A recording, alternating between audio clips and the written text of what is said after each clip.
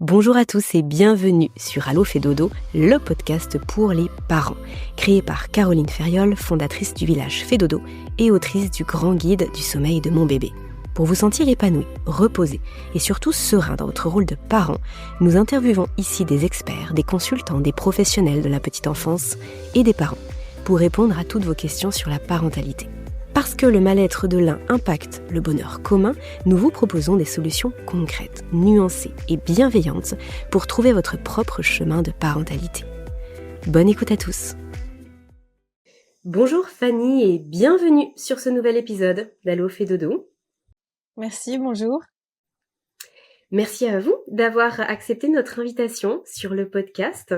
Vous avez eu envie on vous a proposé, si vous étiez intéressé, de partager votre expérience avec une des consultantes Fait Dodo et vous avez dit oui, vous avez eu envie de partager un petit bout de votre histoire par rapport à votre fils qui avait 19 mois au moment de la consultation que vous avez eue avec notre consultante chez Fait Dodo qui s'appelle Virginie. Et ça s'est bien passé, vous avez envie de nous en parler, d'en parler aux parents qui nous écoutent, pour peut-être les éclairer, pour peut-être aussi les informer, et en tout cas dire que par rapport à votre situation, c'était possible et qu'il y a probablement plein de choses à tirer de ça. Avant de démarrer, Fanny, juste un petit topo sur comment vous avez connu Fait Dodo. Alors moi j'ai connu Fait Dodo, j'ai connu Fait Dodo sur Instagram. J'étais abonnée à elle depuis ma première grossesse, depuis ma fille qui a 4 ans. Et je suivais régulièrement les informations, les petits tips, tout ça, mais j'avais pas connu de grosses difficultés au niveau du sommeil par rapport à ma fille. Donc j'avais pas eu besoin plus que ça de recourir à Fait Dodo. Mais ça a été bien différent avec son petit frère. Et du coup, j'ai de plus en plus été sur la page. Après, j'ai été sur les podcasts jusqu'à, comme vous l'avez dit, prendre une consultation avec Virginie. Ok. Et du coup, quand vous avez découvert les podcasts, vous vous êtes dit, si ça marche un jour, j'aimerais bien témoigner aussi. Les témoignages vous ont éclairé, vous ont permis de comprendre certaines choses, ou vous ont fait penser que c'était la meilleure chose pour vous. Exactement. Bah, déjà, les podcasts, ils m'ont permis de me sentir beaucoup moins seule, parce que quand on rencontre des difficultés de sommeil avec son enfant et qu'on en parle à notre entourage, bien souvent, on se sent jugé. Ah bon, mais c'est pas normal. Mais il a un problème. Ou alors, nous avons un problème en tant que parents. On est beaucoup remis en question. On nous fait culpabiliser, même la famille, même les proches, sans le vouloir, je pense. Et donc déjà d'écouter les podcasts et de savoir que j'étais pas la seule à qui ça arrivait, déjà ça m'a enlevé un poids. Et sur certains points, ça m'a énormément aidé, d'où mon envie aujourd'hui de partager et de pouvoir aider à mon tour d'autres parents qui connaissent des difficultés de sommeil avec leur enfant et de leur dire que c'est possible et ça passe et on y arrive. Surtout ça. Et en plus, là, vous allez nous en parler, mais du coup, c'était, entre guillemets, juste une consultation. Il n'y a pas eu trop X semaines d'accompagnement. Donc, il y a vraiment quelque chose qui a pu se débloquer rapidement. Et je me mets à votre place, je me dis, en plus, si ça s'est bien passé pour l'aîné, ça doit être encore un peu plus...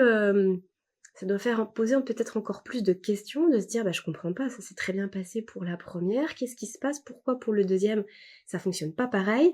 Donc, j'imagine que ça doit être un petit peu troublant. Oui, c'était frustrant. Alors après, je sais bien que chaque enfant est différent et aussi bien ma fille que mon fils sont différents en tout point, que ce soit de l'accouchement à tout en fait. J'en ai eu un en césarienne, un en voix basse, un je l'ai allaité, l'autre non. Enfin, il y a eu tout est différent. Et c'est vrai que j'avais un peu l'impression que c'était un ovni quoi. Surtout que ma sœur a eu des enfants quasiment en même temps que moi et pareil de son côté ça se passait bien et tout. Donc je me disais mais pourquoi avec lui? Qu'est-ce que je fais de mal? Qu'est-ce qu'on fait de mal en fait? J'avais vraiment l'impression que c'était nous qui passions à côté de quelque chose et c'est en ça où j'ai eu besoin d'aide et Virginie a été adorable parce qu'elle rassure énormément et on comprend que c'est pas forcément nous le problème, qu'il y a des petits trucs à ajuster, des fois c'est pas grand-chose, des fois c'est un petit rien. Mais sans son aide et sans les bases qu'on peut avoir chez Fait Dodo parce que j'ai également visionné le module 1 en plus de ma consultation. Et après la consultation, j'ai visionné le module 7. pour encore enrichir mes connaissances parce que on apprend tellement de choses que et le module 7 en plus vu que ça va pour les enfants plus grands, ça je me suis dit que ça pouvait également me servir pour ma fille si à un moment donné il y avait des couacs. Donc j'ai été quand même guidée et aidée par Virginie, mais les modules permettent aussi d'en savoir énormément et de comprendre surtout, de comprendre le fonctionnement. Bien sûr. Et après, quand on comprend, on peut ajuster, on peut agir, et puis on peut faire les choses vraiment en conscience. Donc, on est rassuré aussi dans son rôle de parent. Alors, est-ce que vous pouvez nous faire un petit état des lieux de ce qui se passait? Là, vous dites c'était un peu un ovni, enfin, ça n'allait pas. Qu'est-ce qui se passait concrètement par rapport au sommeil de votre petit garçon? Alors, Gianni a très bien fait ses nuits, même très tôt, comme on dit, faire ses nuits. Hein, c'est relatif, mais je veux dire qu'il dormait la nuit correctement, parfois avec des réveils tétines quand il était tout petit, comme n'importe quel enfant, avec des réveils normaux physiologiques comme avec n'importe quel enfant, mais ça se passait très très bien jusqu'à ses 11 mois. À ses 11 mois, il a eu une série de maladies, le pauvre, il a enchaîné bronchiolite et pneumonie, qui ont fait qu'il avait perdu énormément de poids. Et là, les professionnels de santé nous ont dit, il faut absolument qu'il remonte sa courbe de poids. Donc, vous fractionnez les repas, quitte à lui donner la nuit. Donc, nous avons pris l'habitude, on va dire, de lui donner un biberon, voire deux, la nuit, alors qu'il n'en réclamait plus. Et je pense que c'est là où s'est instaurée une stratégie d'endormissement liée au biberon et qui fait que 9 mois après, puisque quand j'ai consulté, en effet, Gianni avait 19 mois, nous étions toujours sur 1 ou 2 biberons la nuit et ça devenait vraiment très fatigant. Mais le gros élément déclencheur a été que durant les vacances de Pâques, nous sommes partis juste mon mari et moi en vacances et nous avions laissé nos enfants aux deux mamies qui se sont rejointes et les deux enfants étaient chez les mamies. Et donc ma grosse angoisse c'était oh les pauvres, comment elles vont dormir, comment ça va se passer. Et bizarrement là-bas tout s'est très bien passé. Sur les 10 nuits qu'ont fait les enfants, mais principalement Gianni, il y a eu seulement un seul réveil seulement une seule nuit avec un biberon. Il y a eu 3 nuits où elles ont dû y aller, juste un petit bisou, tout va bien, le rassurer et il s'est rendormi. Et le reste des nuits, aucun réveil, nuit de 20h à 7h du matin. Donc je me suis dit la séparation d'avec moi lui a permis de se sevrer parce qu'à ce moment-là, je pensais que c'était plus lié à moi du fait que je l'ai allaité, du fait que on a eu une relation un peu particulière parce que j'ai une grossesse très compliquée émotionnellement et médicalement parlant.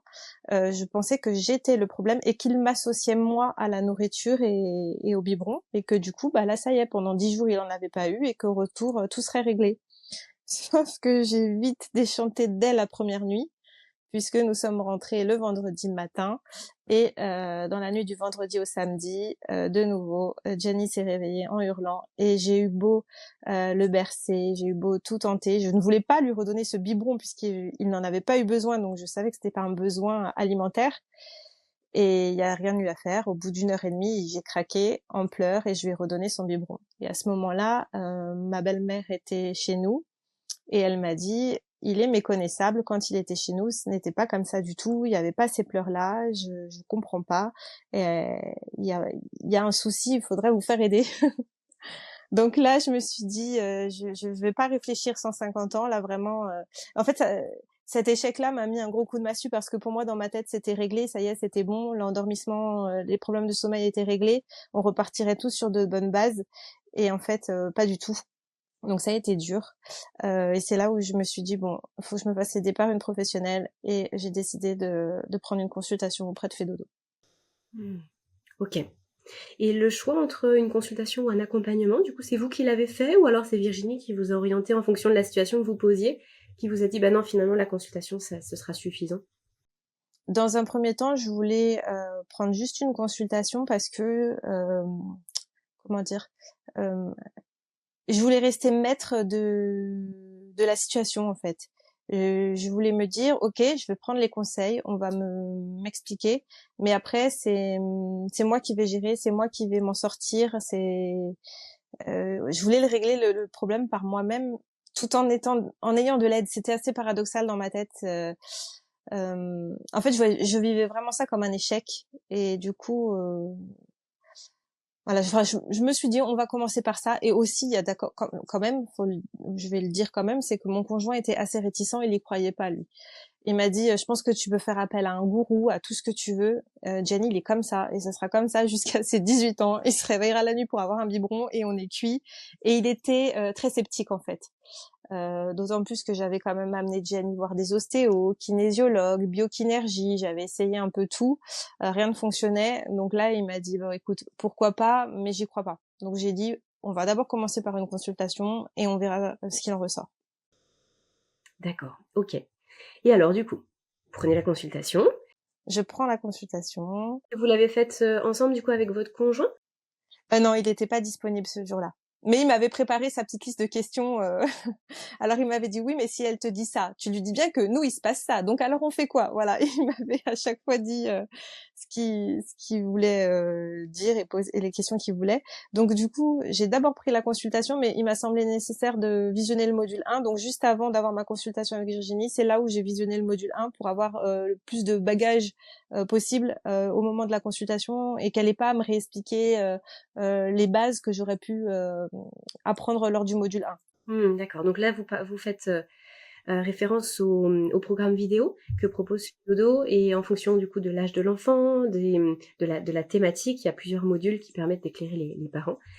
Et là, pour le coup, c'est de la vidéo, on va dire, à la demande, puisque vous pouviez visionner ça quand vous le souhaitiez chez vous. Ok. Et donc, vous aviez ces bases, vous démarrez la consultation. Et qu'est-ce qui... Ah, parce que bien sûr que ce sont des choses qui sont personnalisées en fonction de votre famille, qui sont individualisées par la consultante.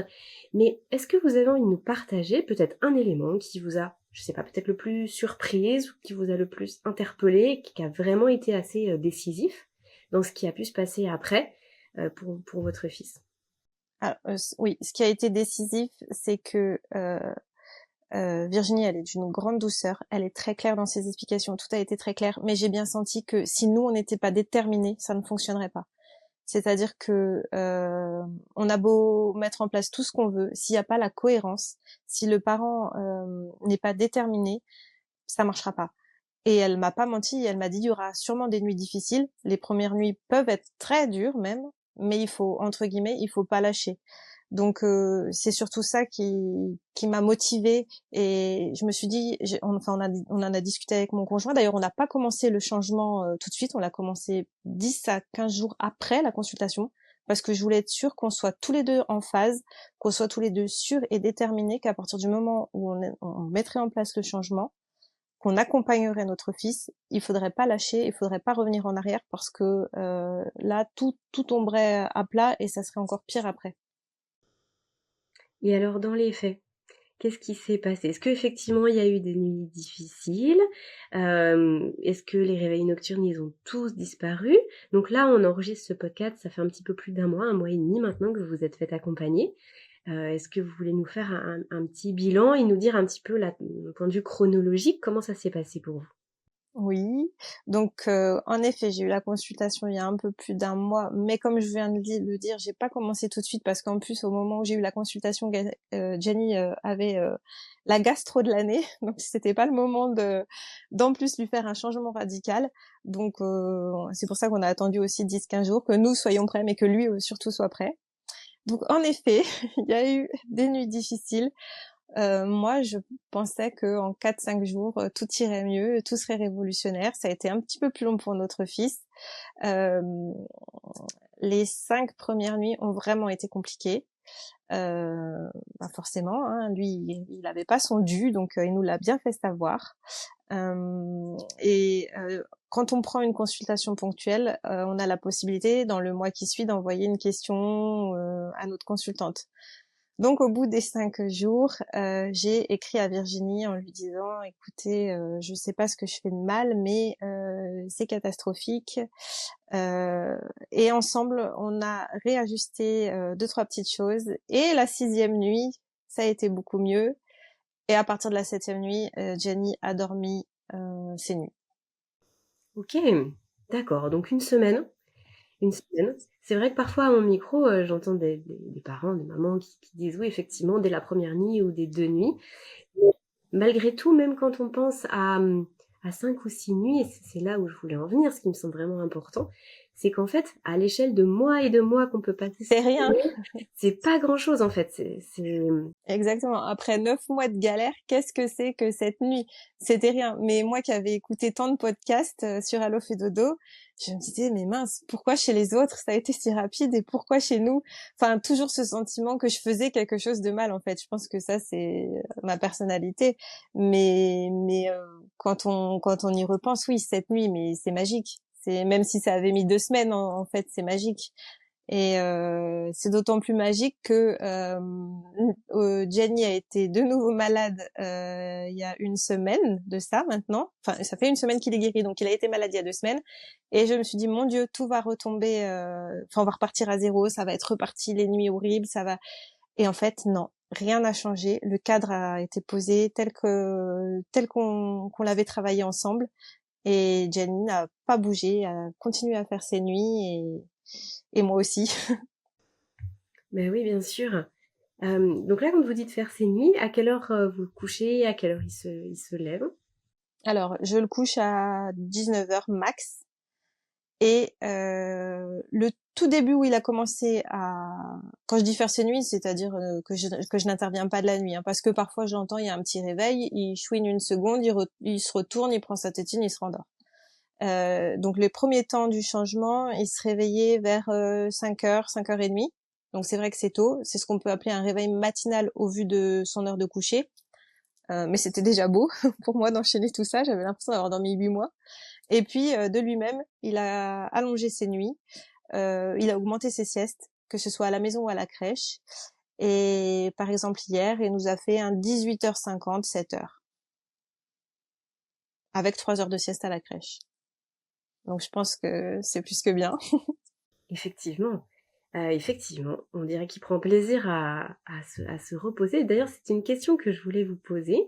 Est-ce que vous avez senti qu'il y avait quelque chose qui changeait pour lui dans son comportement, on va dire, vis-à-vis du coucher, vis-à-vis de son sommeil, ou peut-être même de façon un peu plus étendue dans la journée? J'ai envie de dire que tout a changé, mais la sphère familiale entière, c'est-à-dire que le manque de sommeil, la fatigue, c'est quelque chose de dur, mais c'est quelque chose qui impacte tout le monde.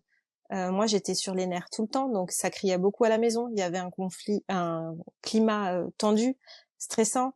Je pouvais même pas me dire bon, allez, aujourd'hui ça va pas, mais cette nuit je me couche tôt, je me repose, demain ça ira mieux. Non, parce que je savais que la nuit, elle allait être comme la précédente, elle allait être hachée, elle allait être dure et pas reposante.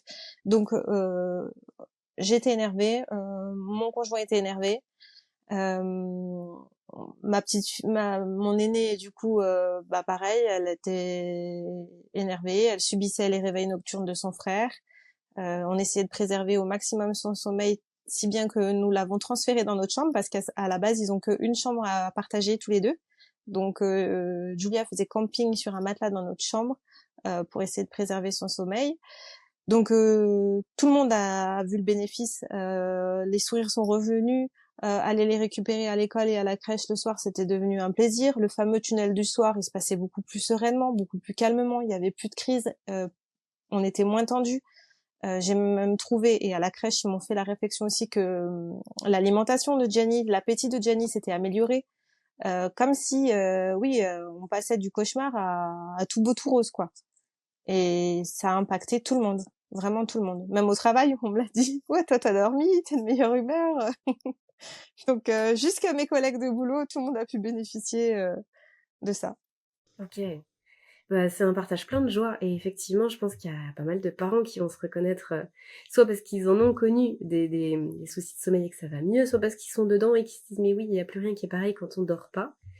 Je voudrais rebondir sur un petit élément là que vous avez énoncé, le fait que du coup pendant un certain temps sa sœur s'est retrouvée avec vous, donc après elle est retournée dans la chambre avec son frère.